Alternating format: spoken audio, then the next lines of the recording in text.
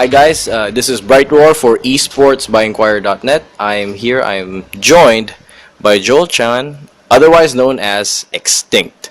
So Joel, I'd like to ask you. We're here at the Malawati Stadium in Shah Alam. How has the event been for you? Both, how were the games and the event in general? For the event, everyone would have known that they had a pretty bad start in day one. Things were not going what they planned. Yeah, shit happens sometimes, and everyone is very pissed off in day one. But I think they are doing a quite great job in day two and today, the final day. Yeah, since the tech issues has been settled and everything is going smooth. Yeah, there are no people complaining about it anymore. As for the games, because I've teamed with the Invasion, the new team. I've never been teamed with them before, and we just have 1 week for us to train. And usually we just train from 4 p.m. to 1 a.m. every day. Yeah, there's not much time for us to train, so I think we did pretty bad in this tournament. Yes, for me, because I'm not sure what they think about it. Yeah, because they are still new players. I see. Yeah, so Okay. Well, I suppose I'd like to ask you. You recently played with Kensei Whips for the DAC. I'd like to ask you, how did that go, and why did you make the jump from CSW and to joining Invasion? um, in DAC, I played with Kansewips because previously I've played with Natit, with Yamate, and something they were invited to the DAC, but something went wrong and they can't play anymore. So I have to find a team to join the DAC, and I've asked Kansewips because they are lacking one of their support players too, because Riz has just left them. I think he retired. Yeah, I mean Yeah. retired. Yeah. So I went up and asked them, do they want to play DAC with me, and they all agreed. And yeah, we just played and we trained like 2 to 3 games. Yeah, before the DAC. Yeah, so there's nothing much to say about DAC. Yeah, the Cancer Whips player are great. Yeah, they played their best, and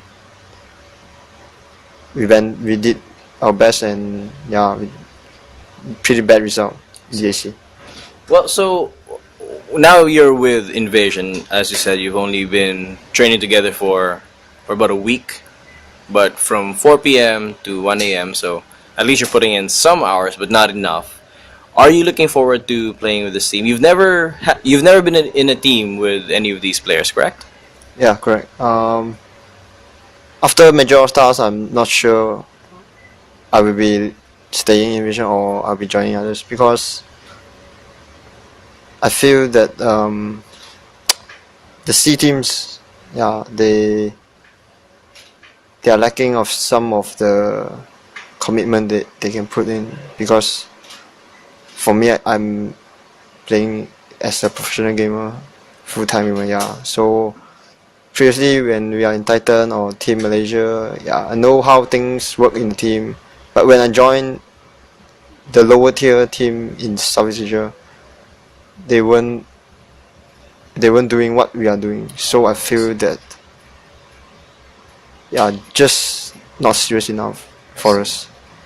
If you don't mind, I'd like to ask, what are these sorts of things? Do they not commit as much time? Do they not put in the time to theory craft some strategies?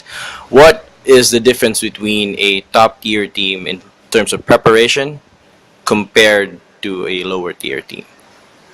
The top tier teams like IG, Empire, Navi, all this, I believe they had their post-match discussion every game, and every detail they will mention it, like how they will gonna do it in a proper way. But in C, I didn't see this kind of things in the teams. Yeah, they just played train after game after game without discussion. Yeah, they are not progressive enough. Yeah. I see. I see. Well, we were here with the captain of CSW, Godot, a while ago, and he was saying something similar in that the C teams they don't really have a strong captain personality that really pushes the strategies. Everyone's just copying what's popular. Do you feel like this is also what's happening with some of the teams in Southeast Asia? Mm, yeah, because I think teams are just gonna they watch the games in China and Europe and they will just copy their style. If they can think of how to counter this style, it will be better. But there's not such a person here in C.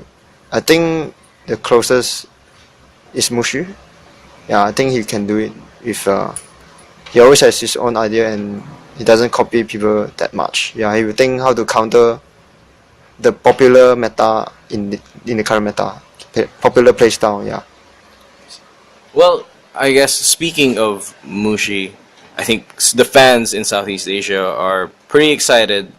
eHome Malaysia was recently announced, and it's going to feature a lot of old teammates from yours, actually, banding together.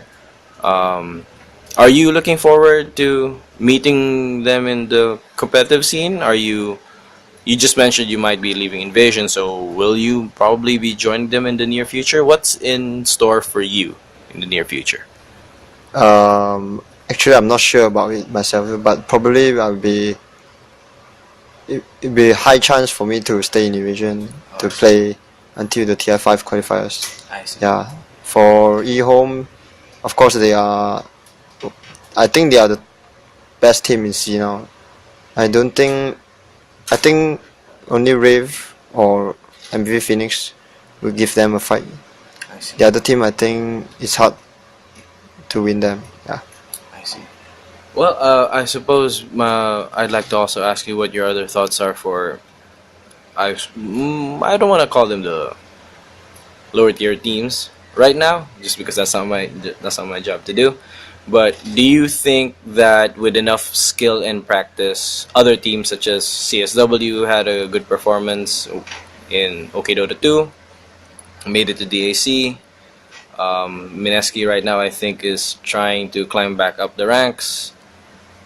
Can they put up enough of a fight to give eHo Malaysia, Rave, and MVP Phoenix a run for their money, or do you think it's going to be just well, I suppose Invasion as well, Invasion and Team Redemption as well from Malaysia and Singapore? Do you think you guys can train in enough span of a time to challenge these three top teams in C?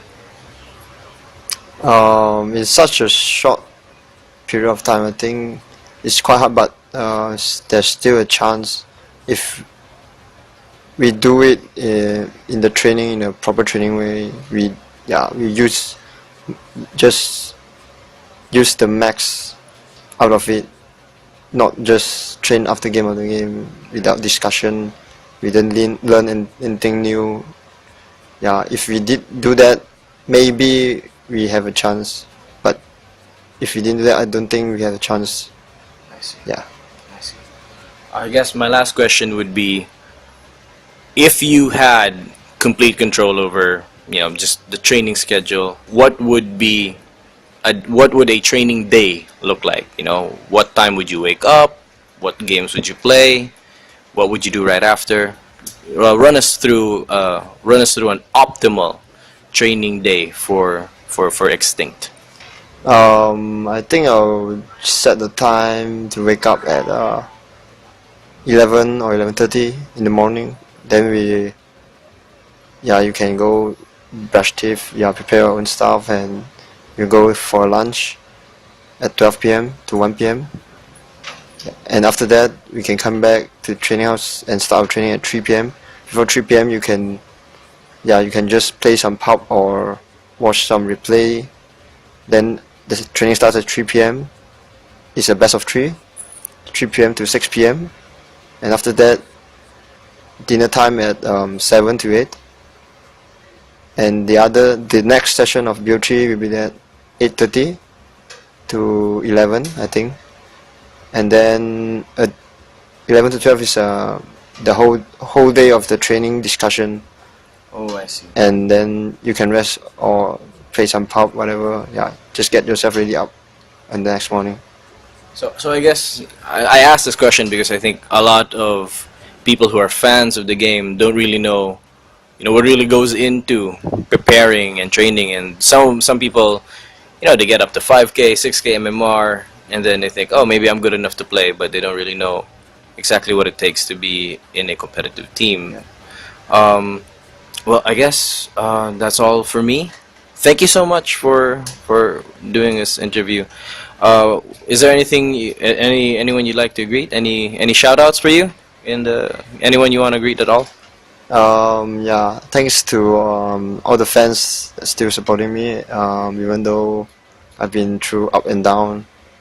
And of course, shout out to Invasion, our sponsor, and to my girlfriend, Baby Olling. She's doing a great job in this event. Yeah, thank you. I think she fixed the schedule so that now Yeah. at least we're finishing somewhat on time. Yeah. All right. Well, I guess thank you very much, XtiNcT, for doing this interview for esports by INQUIRER.net. I'm Bright Roar signing out.